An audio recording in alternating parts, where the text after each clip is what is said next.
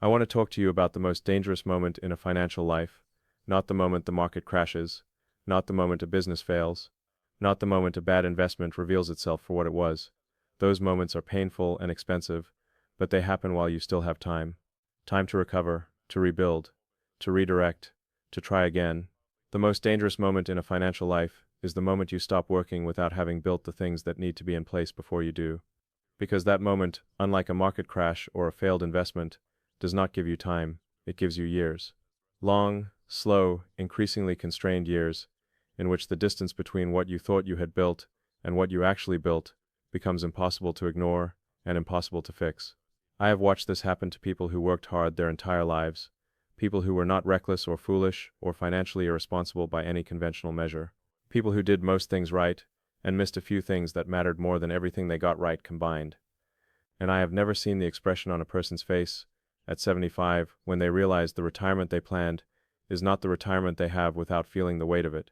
Not just the financial weight, the weight of time that cannot be reversed, and decisions that cannot be undone.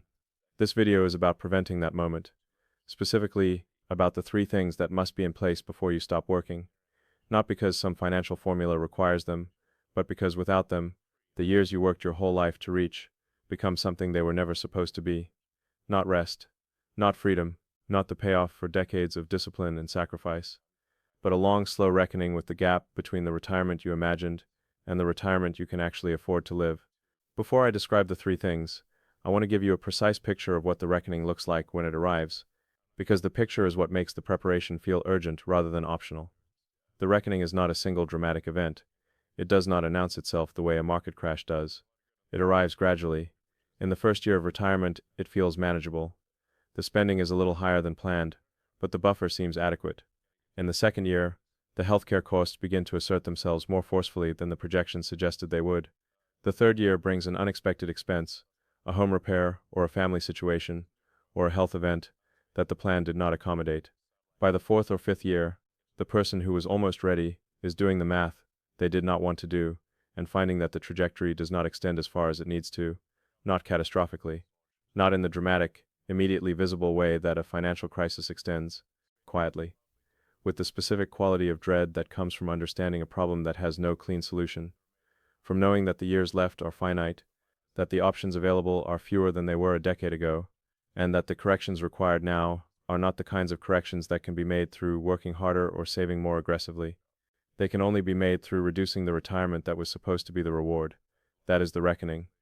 And it is entirely avoidable, not by earning more or accumulating more, though both of those things help, by building the right 3 things before the last paycheck arrives. I want to start by dismantling the most common and most costly misconception about retirement, because it is the misconception that most people enter the final decade of their working lives carrying, and it is the misconception that creates the conditions for the reckoning I just described. The misconception is that retirement is a number. Hopingstemleful One was gar of garovs and fabrilas people pellicle by their people haven't agenda by. That there is a specific balance, sitting in a specific account, that once reached signals readiness to stop. That financial preparation for the end of your working life can be reduced to a single quantity, assessed against a threshold, and declared sufficient or insufficient, based on how the quantity compares to the threshold. This is wrong. Not slightly wrong, in the way that oversimplifications are slightly wrong, while pointing in the right general direction. Fundamentally wrong, in the way that a map of the wrong country is wrong. It gives you information. The information is internally consistent, and it tells you nothing useful about where you actually are, or how to get where you are going. Because the question of whether you are ready to retire is not a question about a number, it is a question about 3 specific structural conditions that either exist in your financial life or do not. And the presence or absence of those conditions determines the quality of the decades that follow the last paycheck far more reliably than the size of the account they come from. There is a reason the financial industry frames retirement readiness as a number. The number is measurable.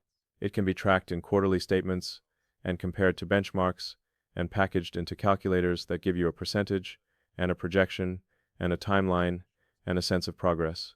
All of that is real. None of it is the whole picture. And the part of the picture that it omits, the structural conditions that determine whether the number will actually deliver the retirement it promises, is precisely the part that is hardest to package, hardest to sell, and hardest to track in a quarterly statement, which is why it tends to be left out. and why people who trusted the number and ignored the structure arrive at the end of their working lives with a number that looks adequate and conditions that are not. The first thing that must be in place before you retire is income. You did not have to show up to earn.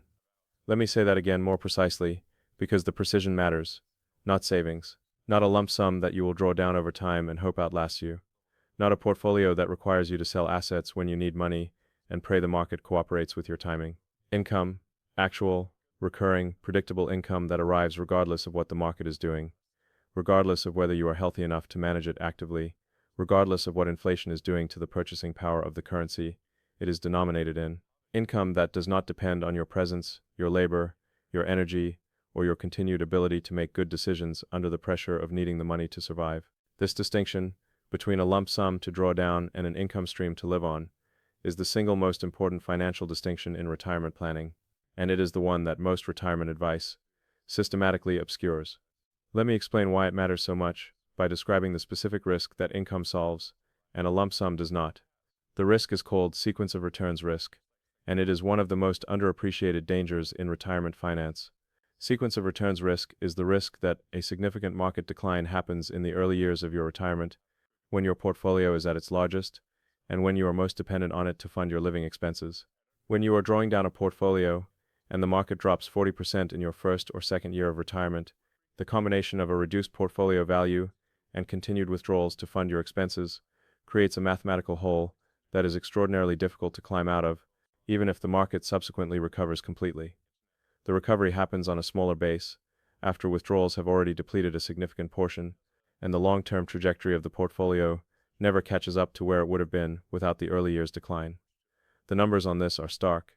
A person who retires into a strong early market and experiences the decline later in retirement is in a fundamentally different financial position than a person with the identical portfolio and withdrawal rate who experiences the decline in the first 2 years. Same amount saved, dramatically different outcomes. The difference is timing, which is the one variable that no individual retiree can control. Income solves this problem because income is not affected by sequence of returns. If your dividends arrive every quarter and your rental properties pay every month, the market decline changes the value of your assets but not the cash flowing from them. You do not have to sell a depreciated asset to pay for groceries because the groceries are already paid for by income that does not require asset sales.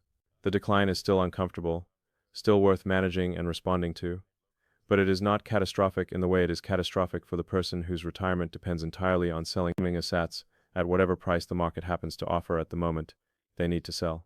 The people who retire without regret, the ones who arrive at 70 or 75 with the equanimity that comes from genuine financial security, are almost never the people who simply accumulated the largest possible lump sum and planned to draw it down. They are the people who built, alongside or in addition to that accumulation, income streams that run independent of their portfolio value and their own continued activity. Dividend income from a portfolio of dividend-paying equities that sends a payment regardless of whether the underlying price is up or down.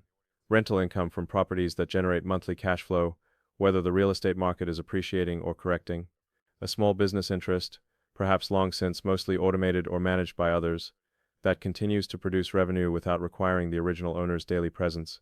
Social Security income, for those who have built sufficient work history to claim a meaningful benefit, especially if claimed strategically at a timing that maximizes the lifetime benefit, rather than claiming at the earliest available date. Each of these is a strand in the income foundation, and the income foundation is the structure beneath the number that determines whether the number actually delivers what it promises. The exact composition of the income stream matters less than its stability and its sufficiency. What you need before you retire is the answer to a specific question. If the market drops 40% tomorrow and stays down for 3 years, can you fund your basic cost of living from income sources that are not affected by that decline, without selling assets at a catastrophic loss, and without reducing your standard of living below what you consider acceptable? If the answer is yes, you have the first thing. If the answer is no, you are not ready to retire, regardless of what the total number in your account says, because the number, without the income foundation beneath it, is not security. It is a countdown, and countdowns end. The second thing that must be in place before you retire is a clear and honest accounting of what retirement will actually cost. Not what you think it will cost, not what a retirement calculator told you it would cost after you entered your current expenses and multiplied by some factor. What it will actually cost in the specific life you are going to live, with the specific health trajectory you are most likely to be on, and the specific location and lifestyle that you actually intend to maintain. Accounting for the specific ways your spending will change when you are no longer working. Most people significantly underestimate retirement costs in two specific and predictable ways. The first is the underestimation of healthcare. Healthcare costs in retirement are not a line item you can plan around with a general estimate. They are a variable, compounding, largely uncontrollable expense that grows faster than general inflation, that can spike catastrophically in response to health events that are impossible to predict with precision, and that represents, for most retirees, one of the largest and most anxiety-producing categories of spending they will face. The average couple retiring at 65 in the United States will need, according to the most recent research, somewhere in the range of $300,000 over the course of their retirement to cover healthcare costs not covered by Medicare. That number has risen steadily for decades and shows no signs of plateauing. It is not a fixed cost, it is a floor, a starting point below which the reality rarely lands, and above which it frequently soars, especially in the event of serious illness, long-term care needs, or the kind of extended medical complexity that becomes more likely with every passing year after 65. Long-term care is the specific category that most retirement plans treat as too uncomfortable to plan for and too expensive to prepare for, and it is exactly the category that most frequently destroys what looked like an adequate retirement. The statistics on long-term care needs are not reassuring.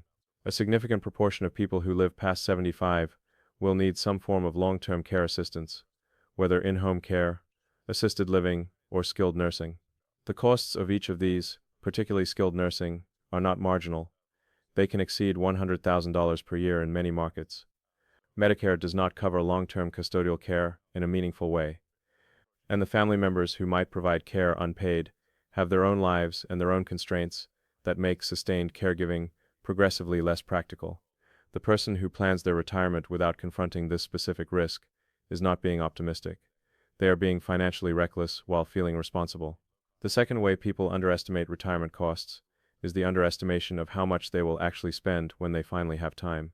There is a persistent and comforting myth in retirement planning circles that spending declines in retirement, that the absence of work-related expenses reliably reduces total spending to a level significantly below what was spent during the working years. For some people, in some phases of retirement, this is true.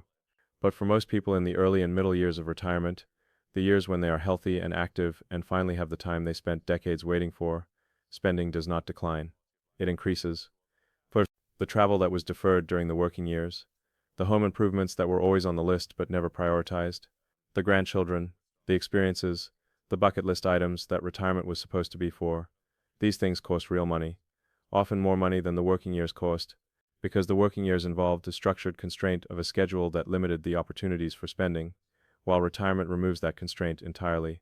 The person who is too busy to spend significantly during their career discovers that having time is one of the most potent spending enablers there is.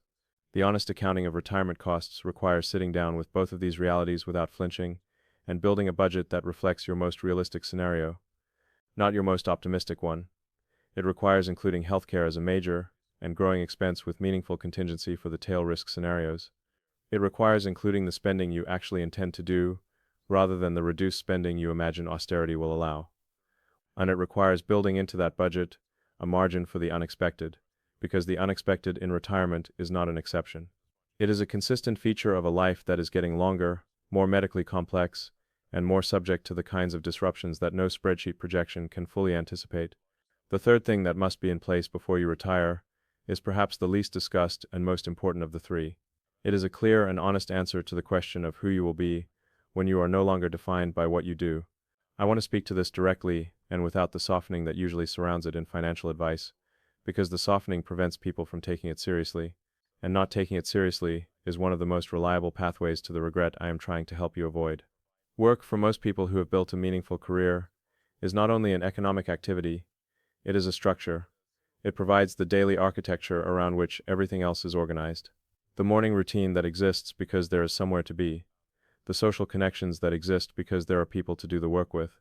The sense of competence and contribution that comes from doing something that matters to an organization or a market that pays for the doing of it.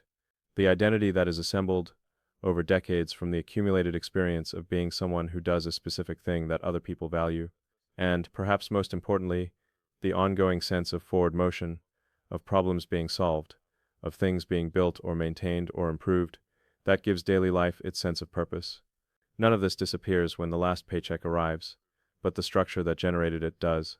And the absence of the structure, for people who did not anticipate it or plan for what would replace it, is one of the most destabilizing experiences of adult life. The research on this is consistent and sobering. Retirement is associated, in a significant proportion of people who retire without adequate preparation for its psychological dimensions, with sharp increases in depression, cognitive decline, loss of sense of purpose, deterioration of physical health, and in extreme cases significant reductions in longevity. These are not outcomes that happen to people who were not wealthy enough.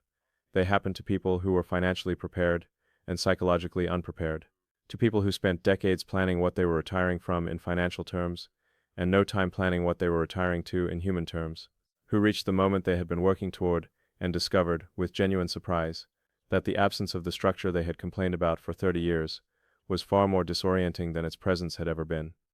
Because the structure, however frustrating, was load-bearing, it was holding up things they did not know it was holding until it was gone.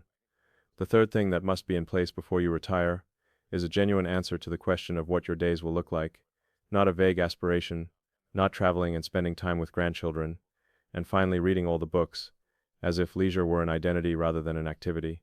A genuine, specific, structured answer to what you will do with the approximately 2,000 waking hours per year that work used to fill, what will provide the sense of contribution that work provided, what will sustain the social connections that a professional context generates naturally, what will give you the ongoing sense of growth and engagement that keeps the mind sharp and the spirit alive in the years when both are under pressure from the natural processes of aging. These are not soft questions. They are the questions that determine whether the retirement you built has the life inside it that you imagined it would have. For some people, this answer involves continuing to work in some form, part-time or consulting, or in a field different from the career that ended, not from financial necessity, but from the genuine recognition that purposeful engagement is not a luxury but a health requirement. For some, it involves building or deepening community involvement, mentorship, volunteer work, engagement with causes that matter at a level that time constraints prevented during the working years. For some, it involves creative pursuits, learning, the deep development of capabilities that were always interesting but never had room to grow.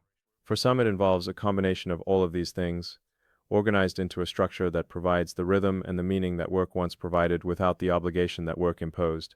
The specific answer is entirely individual. What is not individual is the necessity of having one before you stop. The person who retires with a clear and genuine answer to what replaces the know-what structure of work will experience a fundamentally different retirement than the person who retires with only a financial plan and a general aspiration toward leisure, not a slightly better retirement, a fundamentally different one.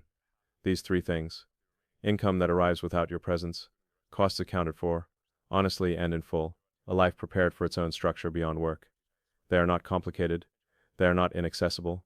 They do not require extraordinary financial sophistication or wealth beyond the reach of ordinary people who worked and saved with reasonable discipline. But they require attention. They require the willingness to look at retirement as a specific set of conditions to be built, rather than a specific number to be reached. And they require starting the looking early enough that the building is possible. Because the mistake that most people make is not building the wrong things. It is waiting too long to build the right ones. Let me be specific about timing, because timing is where good intentions most consistently fail in retirement preparation. The income foundation needs to be built over years, not months. Dividend income requires holding dividend-paying assets through market cycles long enough for the income to be meaningful.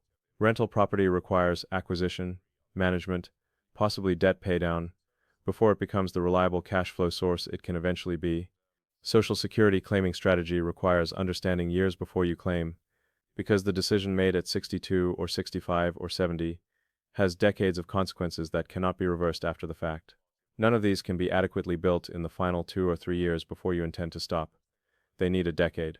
For some people, 15 years, and every year you spend treating the number as the whole question, and the conditions as something you will get to later, is a year of construction time lost from the income foundation that the number was always supposed to be supplemented by. The honest cost accounting also needs to happen earlier than most people do it, not because the numbers will be precise years in advance. They will not be. But because the process of looking honestly at healthcare costs, at long-term care scenarios, at what you actually intend to do and spend in retirement, recalibrates the saving and the income building in ways that take time to produce results. The person who discovers at 63 that they underestimated their retirement healthcare costs by $200,000 has 5 years to adjust. The person who discovers this at 68 has almost no time and almost no options. The earlier the honest accounting, the more adjustable the trajectory, and the more comfortable the eventual arrival, and the question of who you will be in retirement. The third thing benefits from the longest lead time of all, not because it requires financial accumulation, but because it requires something harder to rush than money. It requires the development of genuine interests, genuine communities, genuine sources of meaning and engagement that exist independently of the job. These things cannot be created in the months between deciding to retire and actually retiring. They grow slowly over years of incremental investment, from the small choices to pursue something outside of work, before you need something outside of work, to build relationships and capabilities and commitments that will be there when the professional ones are gone. The person who arrives at retirement with a rich life, already built outside of work, does not experience the identity crisis that retirement so commonly produces. They experience an expansion of the things that were already there and already meaningful, but that requires having started building them, alongside the job, long before the job ended. Because the people who end their working lives in regret are almost never the people who were financially catastrophic. They are the people who were almost ready, who had most of what they needed, and missed one or two things that turned out to matter more than everything else. Who arrived at the moment they had been working toward, and discovered the gap between where they were and where they needed to be too late to close it. Not too late to survive. Too late to thrive in the way they had imagined. Too late to experience the retirement they deserved after the working life they built. And the gap, in almost every case I have observed, was not in the number. It was in the three things the number alone could never provide. Do not be almost ready. Be ready. Build the income that runs without you. Account for the costs you would prefer not to think about. Build the life that does not depend on the job to give it structure. Do these three things before you stop, not as a financial checklist to be completed and filed away, as the actual foundation of the years you have been working your entire life to reach. The last chapter of a financial life is being written right now, by the decisions you make today, by the things you build or do not build, while there is still time to build them. Write it deliberately.